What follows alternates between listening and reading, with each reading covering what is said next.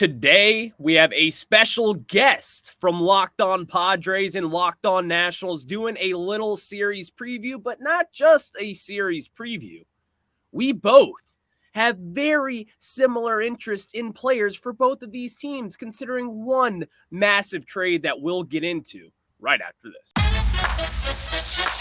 You are Locked On Padres, your daily San Diego Padres podcast. Part of the Locked On Podcast Network, your team every day.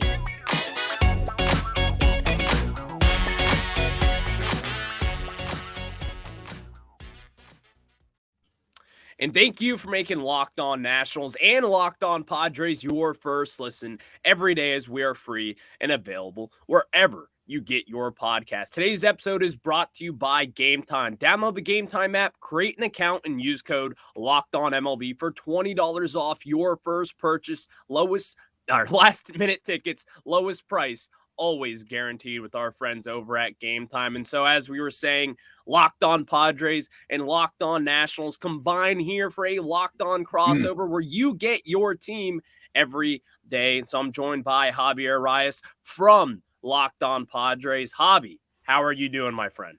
I'm doing as good as one can be, my friend Ryan. I just it's funny because you reached out to me like at the beginning of the season to do a crossover, and we ended up not being able to do it.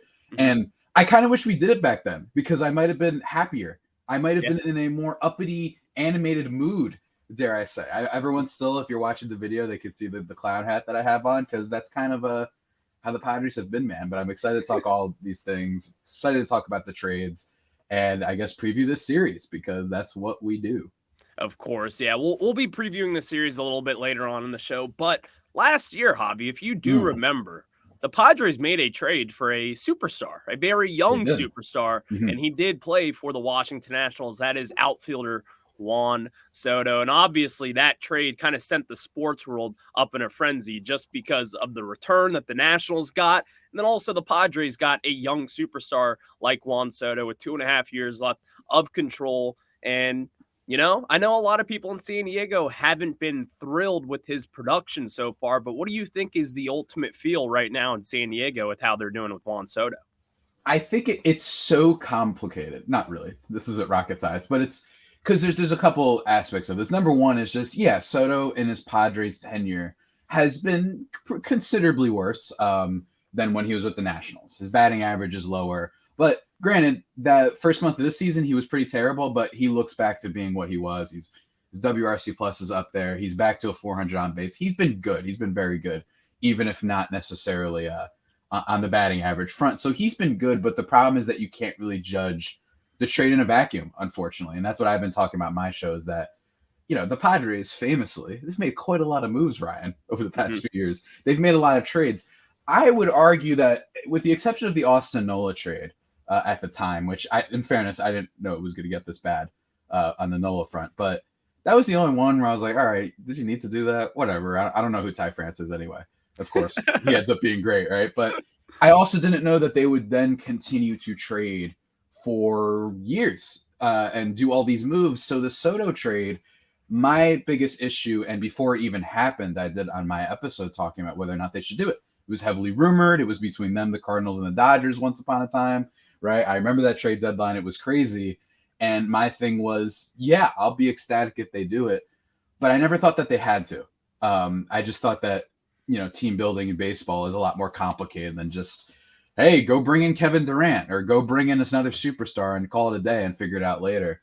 Instead, with the Padres, you're seeing that the lack of depth is really hurting this team and the lack of assets is hurting this team because people keep tweeting at me, DFA Grisham, DFA Nola, trade Snell, get rid of them all.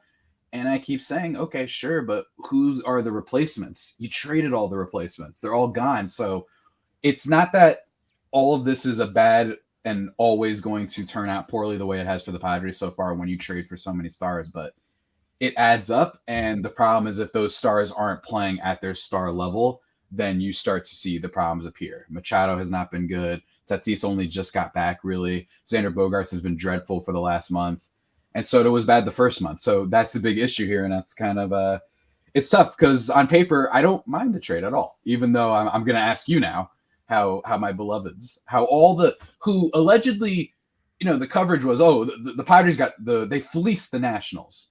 I never thought that. I was like, for a guy that might be leaving anyway, I thought, they got some pretty good prospects, and it sounds like they've been doing pretty well for your team.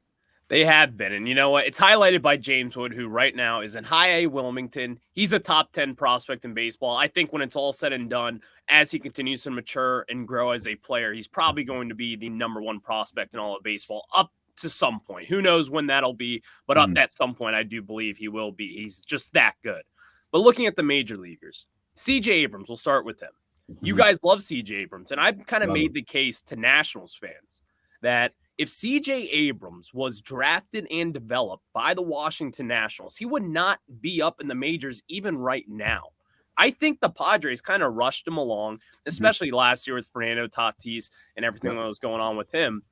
And so CJ Abrams has had his struggles. A lot of Nationals fans have kind of been upset with the slugging numbers. He's been kind of inconsistent in the field, but even then, you see the talent and you see the flashing of the leather that he does every other game. But at some point, it has to click for him at the plate. You got to see these extra base hits. You got to see him put the ball on the other side of the field, because that's really one of his main issues right now, is that he's just pulling the ball. And without the shift, it's certainly helping him a little bit. But also, they're figuring out a way to get outs on CJ Abrams. He's not really walking a lot of guys. But then, Javi, MacKenzie Gore. MacKenzie Gore has come in this year. Nationals fans love him. The strikeout rate is up there. I mean, I believe he's in the 80th percentile over on Baseball Savant there. And I just love what MacKenzie Gore provides. I think this is someone who is a front-of-the-line ace for a team. I really do think that in what he has done for the Nationals so far this year. He's had some rocky moments. He's walked a lot of batters. But, hey, I mean, any young pitcher in baseball, you're going to be walking a lot of batters as soon as you enter the big leagues. It is what it is. Steven Strasburg did it. All of these big-time prospects that the Nationals have had, and really any MLB prospect, they walk a ton of guys earlier on in their career. So I'm not really too concerned about that with MacKenzie Gore. I truly think the Nationals got their ace with MacKenzie Gore. And I know a ton of people over in San Diego were pretty upset to see him go just because of the prospect that he used to be. He was a top 10 prospect for a while, man. We knew a ton about him. Even as Nationals fans, everyone really knew the name. So there's a ton to break down with this trade. But, I mean, the instant reaction that Nationals fans had was, man, we're sad to see Juan Soto go. But look at this return. And then I didn't even mention Robert Hassel, who has kind of been injured. He's been up and down, but he's really kind of turned it around as of recent. Yeah, I mean, it's a really nice package. Probably one of the bigger packages we've ever seen for a superstar. And you talked about Wood and all these guys. And I know Padres fans, they like to say, well, these are proven commodities and you don't know what they're going to be, while Soto is a proven commodity. And that's true. My issue with the trade isn't so much who they got back or who they gave up. It's just the idea of having a way to move your roster around if things don't go well. So all the Padres fans and everybody who might be frustrated, yeah, guess what? If Manny Machado has a poor season or Ha-Seong Kim has a poor season, it feels really good if you could just be like, all right, well, we have CJ Abrams in our back pocket. We don't have to worry about like just this giant need to go out and spend more or wait another 5 years for a prospect to come along. Same thing goes for James Wood. Everyone telling me DFA Grisham, it feels really great. Yeah, Grisham might not be good, but don't worry because we have literally the top guy in the farm coming up. So it just gives you hope. And if you don't want to start those guys, don't worry about it. You can use maybe just a couple of them to improve your team, right? Maybe you only trade Wood for a top-of-the-line starter. Maybe you go get Corbin Burns this year. Not that pitching has been the Padres' problem. I'm just giving examples where it's like, all right, if you have problems with your lineup, but the problem is you gave up everything that you had, more or less. I know that they've got a couple interesting prospects still left in their system. And I think that their system often, the Padres, often is a little bit underrated for how quickly they've been able to retool, considering how many trades AJ Preller has made. But so many. You look at it now and it's tough, man. It's really tough. And especially with them going out and getting Bogarts, it makes you wonder, do you feel better about this team going forward and just having a little bit more wiggle room if you were able to keep all those guys instead of giving them all up for Soto? It's not an easy question, and I don't really have an answer necessarily to it, but it's a lot, man. And with CJ Abrams, I think that was a great point that you made, is also just the impatience by the Padres. I remember when they called him up, I thought it was exciting maybe to have a platoon with Ha-Seong Kim and him at short, but my opinion when they called up Abrams was, you sign Kim, let him play. Like, let's see what he has. And then what ended up happening is Kim played majority of the time. He was more ready, immediately ready on defense, and he's still a great defender. So that's what ended up happening. It was a rush to try and recapture almost when they called up Tatis early, and then he was great immediately. But Abrams wasn't ready yet. He's still a little lad. It's still a baby for all intents and purposes. And for him to be called up is such a exciting sign that he's at least getting reps this early. But yeah, I agree 100%, man. I thought when they made that move, it was rushed. I thought when they rushed up Luis Campusano a few years ago, that was really rough. And MacKenzie Gore was, I remember when he was the top pitching prospect, and then he fell off for whatever reason because he got hurt and all this stuff. Then they called him up. He was great. And now he's on the Nationals. So it's just been a lot of not convinced that the Padres they're this really impatient. And I think that is a mistake to look at, particularly in baseball, for you to only look at your playoff success and say, well, we got that far before, so if we just add more, we'll go farther. You know what I mean? This isn't the NBA, this isn't the NFL. And I think that in this sport, oftentimes, it's not always so kind if you just go all in so quickly. Absolutely. And you know what, Javi? I am going to put you on the spot. I'll answer this question after this. But before we get into it, here's the question. Would you have made that trade again? I'll leave that as a cliffhanger. Before we get into that question, we got to tell you guys about our friends over at So Rare. And guys, So Rare is a revolutionary fantasy baseball game and marketplace transforming fans into owners with officially licensed digital cards featuring players from across all 30 MLB teams. Unlike other fantasy baseball platforms, So Rare managers truly own their fantasy experience, collecting, buying, selling, and competing with player cards against global opponents to win epic rewards. Win or lose, you still own your cards, and there's no cost to play. Plus, the more you win, the more you advance, collecting increasingly powerful cards and accessing next to level competitions and rewards. Also, a cool little nugget on this. Juan Soto is technically our coworker, right, Javi? Because he is partnered with So Rare. So head to sorare.com/lockedon. That's spelled SORARE.com to draft your team of free player cards, set your lineups, and start competing today to win epic rewards again. That's sorare.com/lockedon to start playing today. Now we get back into it with Javi from Locked On Padres. I'm Ryan from Locked On Nationals. And Javi, before we get into previewing this series, would you have made that trade looking back about 10 months ago? See, with a question like that, now I understand why when I watch Part of the Interruption, Mike Wilbot is scared to take a side on something. You know what I mean? Like, I get what it feels like, man, because that's what I wish I could do. I am going to say, with the knowledge, and I'm not necessarily saying for Bogaerts specifically, but with the knowledge that they were still down to spend a lot of money afterwards, because that was another fear of mine, which was like, well, hey, they can't keep spending, and they ended up doing it for Bogaerts, and that's a separate conversation.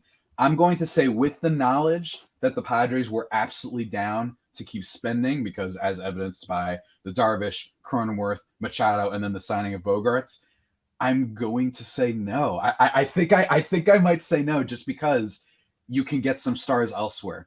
You know what would feel really good right now? Oh, maybe you could go get Matt Chapman. Maybe you can enter the Shohei Ohtani sweepstakes. I'm going to say no. It hurts. I might look so stupid in like a month if this team turns it around. But I'm going to say, and it has literally nothing to do with Soto as a player. And as evidenced, because he's been very good for the Padres as a whole this year, but they've been struggling and they can't score runs. So I'm going to say no, especially knowing that they were down to still spend in the offseason the way they did. And to answer this pretty quickly, I would still make the trade 365 days a year, 7 days a week. Like, you're like, yeah. Like you're like, I'm all in. I love it. And it's not, yeah, same. Like, I love the prospect haul that we got. And honestly, I look back to our 2010s run. I mean, we really had a decade of dominance in my mind. And that was because not only we were spending our money pretty wisely, which is something that you have to do, But we had the prospects, we had the farm system, and that was something that we were dead last in 2021. And now, just from that trade last year, it thrusted us into the top 10 in most every farm system power ranking. So I would make that trade any day of the week. I love Juan Soto. I love the prospect. I love everything about Juan Soto. I wanted him to be a national for life.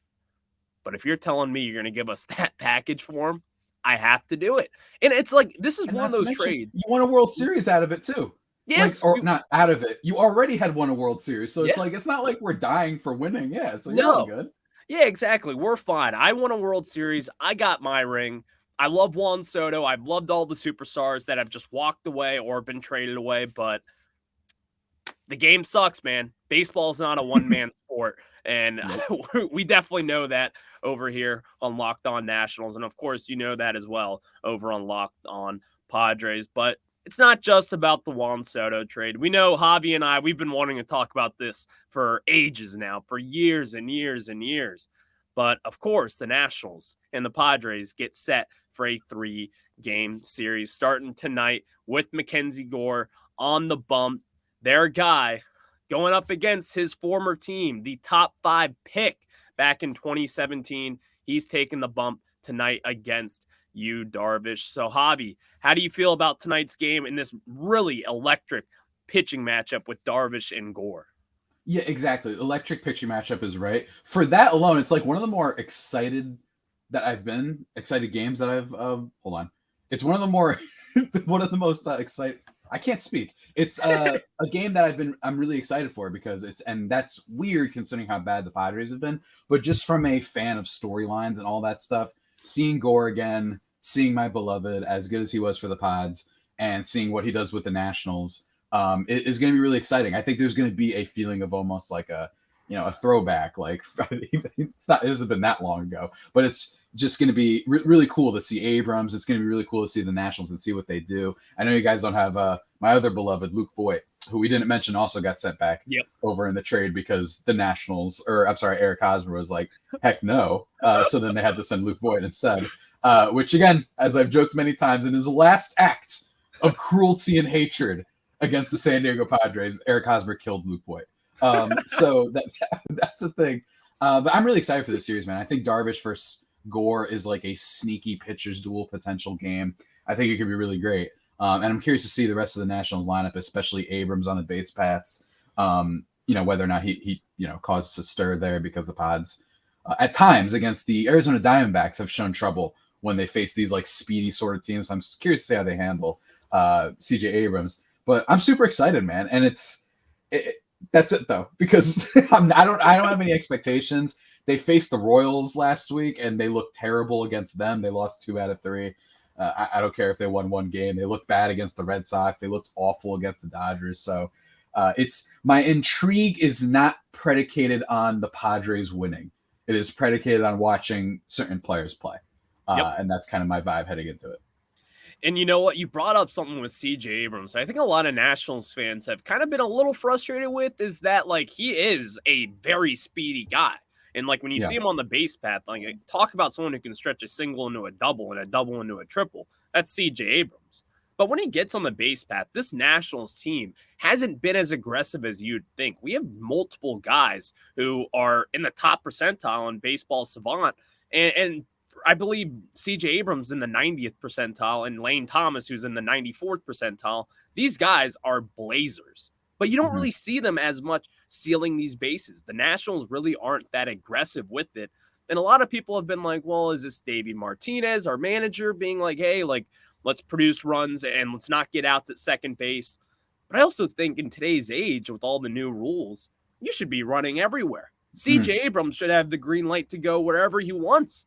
But also, it's not just about the lack of aggressiveness, but CJ also has to get on base. He has to take his walks. He has to get hits, and that's something that he just hasn't been able to do consistently. But when he's hot, this guy's hot. Like, he gets on streaks, man. Over a few game stretch, he's had multiple hits. Like, CJ Abrams, I'm not concerned about what he has done. It's just a matter of developing and staying consistent, which is just a lot of these young guys who are up in the major leagues. He's still only 22 years old, But CJ Abrams, I think, could have a major impact on the series if he does get on base, because when he's on base, you can't tell me that Yu Darvish won't be thinking about what he can do on the base path in the back of his mind while towing that mound tonight. There's no way. Yeah. Yeah, and just look at his numbers. 283 on base isn't really going to cut it. Again, he's still such a baby that it's like it's so hard to analyze this guy. Yeah. And I'm hoping that the Padres calling him up too early, even if I'm not that type of fan to like root for this trade to hurt you guys now to make myself feel better. I want good baseball players to be good.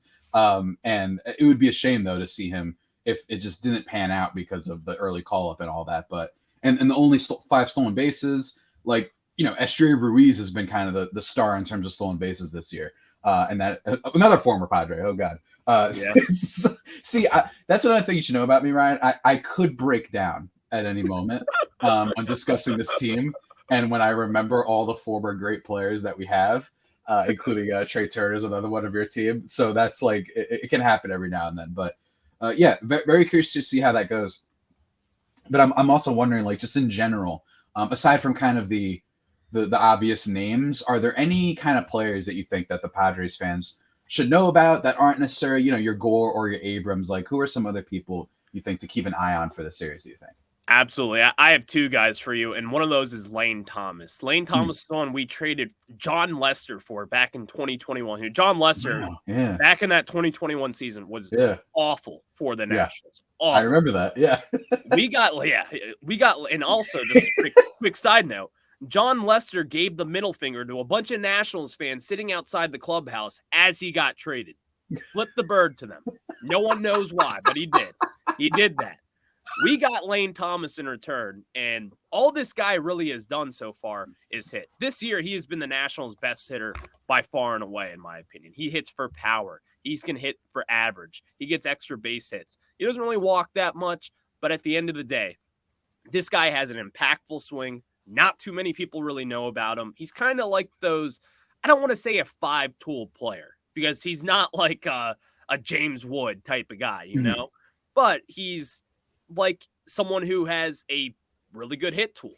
He can also hit for power. He's speedy on the base path. He plays solid defense. He can play all 3 defensive outfield positions. So this is someone who is of value of the Nationals. Not a lot of people really know about him, but this May, he's been tearing the cover off the baseball.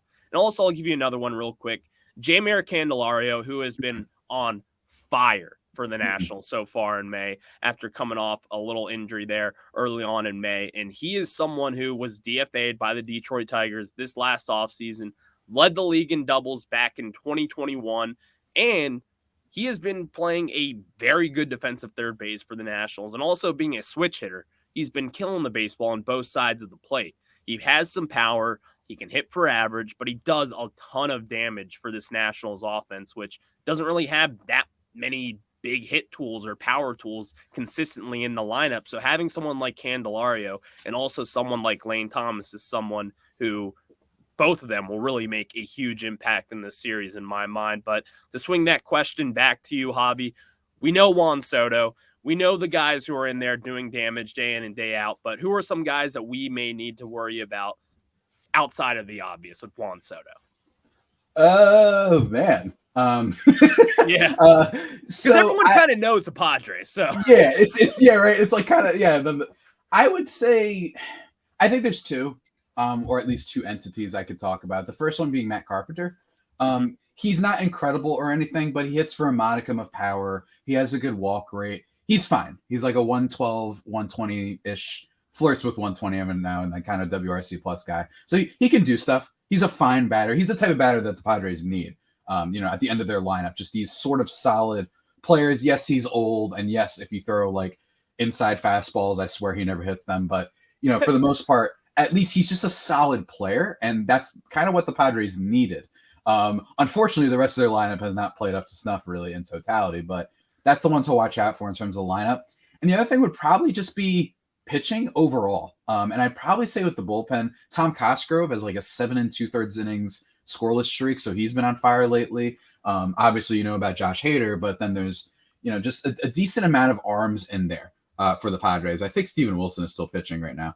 And don't like some of their ERA numbers aren't the best in the world, but that's just like a couple blowups, especially in the case of Steven Wilson, who got lit up in the Mexico City series when, they played on the moon. So I wouldn't look too much into that, but I definitely keep an eye on some of those relievers and then Matt Carpenter.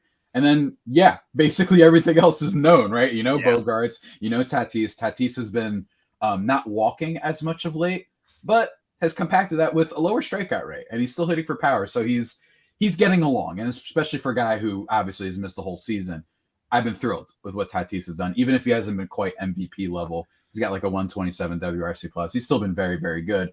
And a third thing, actually, now that I think about it, it's not a player, but most underrated thing. It's starting to catch flames. It's starting to be talked about a little bit. Watch Tatis in the outfield, because he has been electric there. Outfield assists. He gets to the ball quickly. He's using his athleticism. It's awesome. And in fact, if you check his outs above average numbers, he's in the top percentiles there too. It has been a welcome, I don't want to say like a shock, because he wasn't bad in the limited time he spent there in 2021. But for him to be this good so quickly, I think is a huge, huge plus for a Padres team that had so many questions heading into the season about positional changes. So I'd watch for Tatis's defense as well. Absolutely. And Javi, let's get some series predictions here. But before we do that, I got to tell you guys about our friends over at Game Time. And guys, have you ever gone to a game that you don't really have tickets for, but you really want to go in there last second? Check out our friends over at Game Time, because buying tickets to your favorite events should not be stressful, and Game Time is a fast and easy way to buy tickets for all the sports, music, comedy, and theater events near you. With killer deals on last-minute tickets and their best price guaranteed, you can stop stressing over the tickets and start getting hyped for the fun that you'll have. Forget planning months in advance. Game Time has deals on tickets right up to the day of the event. Get exclusive flash deals on tickets for football, basketball, baseball, concerts, comedy, theater, and more. Download the Game Time app, create an account, and use code LOCKEDONMLB for $20 off your first purchase. Terms apply. Again, create an account and redeem code LOCKEDONMLB for $20 off. Download the Game Time app today. Last minute tickets, lowest price, always guaranteed. And now we get back into it, as we're here in the home stretch for Locked On Nationals and Locked On Padres for this little edition of a Locked On crossover podcast. So, Javi, what's your prediction? Because the Padres, they need to win this series. Yeah. They sure do. Let me tell you, man. I'm going to try not being too negative. I'm going to go to quote Ryan Russillo, just the law of averages theory. You got to win some games at some point. Like they're just too talented to be this bad. So if I go from that perspective, I'm going to say that they win. I'll say they win 2 of 3, I guess. Sure. Why not? I don't know which 2 they'll be. It'll probably be the ones that people don't expect as much. I think they'll play okay. And I think that they'll, the Nationals not too long ago, the last time, I don't know if it was the last time they faced them, but one of the last times they faced them, I think Cronenworth had a cycle. I think they had that 16-run game in one of them. And of course, Soto wasn't yet a Padre. This is a long time ago, but I don't know. I just think they'll win 2 of 3 because they kind of have to, especially coming after the day off, after a really disappointing series against Boston. You have Yu Darvish on the bump. It was supposed to be, I think, Ryan Weathers, but they decided to move his startup, or I'm sorry, they decided to move Yu Darvish up. That way he could also pitch on Sunday against the Yankees. So I'll say they win 2 of 3. But it's also likely that I'm still as sad by my friend right here, who if people could see on the YouTube video, just depressed. That's kind of been the vibe. But the totems that I have here each represent the Padres a lot. You got Tatis, Pac-Man for Michael Wacha, and the Jinx here from the Netflix show, who's just sad. So that's what I'm going to go with. I'm going to go with 2 out of 3 because, for all intents and purposes, the Nationals just aren't on the same level, and they're a rebuilding team. So. But then again, they were supposed to do that against the Royals, so I'm not confident at all, but I'll say 2 out of 3. You know what? Why not? I think the Nationals take 2 out of 3. I think which is nuts. Like, it really should not be this way. But the Nationals, they have overperformed considering their expectations, which their expectations were to be the worst team in baseball, and they aren't the worst team in baseball. They've actually won some games, and they played some really tough teams, and they're battlers, man. Like, this Nationals team, I think you guys will see tonight, like, they don't go down without a fight. Like they were down 8-0 against the Tigers the other night. The Detroit Tigers. And we came back. We battled back. We did not tie the game, but we did get close. And this team does not quit. They really don't have any quit. And I think MacKenzie Gore tonight, going up against his former team, I just have a feeling he's a big game pitcher. I have a feeling that right now, as we sit here, Javi, he is cooped up in his apartment in Washington, D.C., and he is just sitting there listening to some music in his ear, just kind of rocking back and forth like, I can't wait to show the San Diego Padres what they are missing. And I think Mike Rizzo is just going to come in there, our president of baseball ops, and to say, you got this, kid. We traded for you. We did not trade away Juan Soto. We traded for you, young man. Come in tonight, dominate against your former team, and let's go Nationals. How about that? Not gonna lie, that was like watching the Braveheart speech. They got me kind of, goosebumps, man. Well done by you. I mean, yeah, maybe he's listening to like the Guardians 3 soundtrack or something. I don't know. Like he's just ready to go. And as you mentioned, like on base percentage they're 14th and batting average they're 5th. That kind of illustrates a little bit about like a little bit of a pesky type of offense who might just at least nibble at you and get some hits. And with this Padres team, yes, they're very good defensively, so I think that they can handle your base hits and stuff like that. But you just never know. And I'm really excited to see how MacKenzie Gore does. And I do want to leave on this also as well, is I'm still rooting for all the players in the Nationals. I'm still upset at Mike Rizzo. And the reason why is because I believe he is a sleeper agent. I've said this theory before. I think he was a sleeper agent for the Dodgers back in 2021. I think that the way he gave up Trey Turner as well, as if he was in the Max Scherzer trade, the fact that he gave him up like he was the onion ring you accidentally get when you order McDonald's fries or whatever. Yeah. And they just like, hey, have a Trey Turner too. And all they got back was Keibert Ruiz and I can't remember the other prospect. Gray. I still believe. Yeah, Josiah Gray. That I can understand that for Scherzer if you did that. But for you to throw in Trey Turner like it was nothing, I think he was a sleeper agent. I think they said some command. It was around the trade deadline. Maybe they were having lunch or something at the All-Star game. I think they said a series of words. They said something like Turner, homecoming, carnival, and then it just activated him. And he's like, I will trade you my best players for basically not really all that much. And I'm convinced of it. So that part I am mad about. Granted, I know the Dodgers still ended up losing that year too, but that was one of the more scarring moments of my life, the Scherzer trade, particularly because the rich get richer. Yeah, the rich get richer, and because of the Ken Rosenthal, it sounded like the Padres were getting him, and that was a time for me, especially on Twitter. That was a time. So I'm mad about that, but I love all the other guys. Can't wait. And I even hope Keibert Ruiz turns out really good. Keibert Ruiz, obviously, he got a pretty big extension, and we'll be wrapping up here soon for everybody sticking around. But if we did stumble into this conversation, then I think it's fascinating. But Trey Turner, that's on me. Yeah, no, I love this. Trey Turner, who, I mean, that was a pretty surprising trade. Like, not a lot of people expected him to be traded, but I mean, looking back at that, Josiah Gray this year has been our best starting pitcher by far and away. He has a sub-3 ERA after last year leading the MLB in home runs given up, leaving the NL in walks. Like, Josiah Gray has completely taken a 180 this year. He has a sub-3 ERA. He's not getting the run support. He's not really striking out batters the way that we've seen from him. But the key thing is he's not walking as many batters. And most importantly, he's not giving up the long ball. Keibert Ruiz still has some development to do. We haven't really seen the power side of him yet. But again, kind of like CJ Abrams, he's a streaky hitter. So when he's hot, like let's say if he gets hot tonight, like he's going to put one out. Like you just never really know with him. He's a little inconsistent. But at the end of the day, I still really like that trade because I don't know if Trey Turner was going to be signing an extension here. He probably would have walked. It would have been really tough to see the Nationals give him $300 million going into free agency last year. But all right, Javi. So you got the Padres winning 2 of 3. I got the Nationals winning 2 of 3. Why not? Let's do it. The Nationals are 1 game back out of the wild card race from the San Diego Padres. So yeah, that's tough. My God. Tough. Come on, man. Oh, God. Hey, oh, no. Do it for Javi, I'm sorry. I'm laughing so hard. Do it for Javi.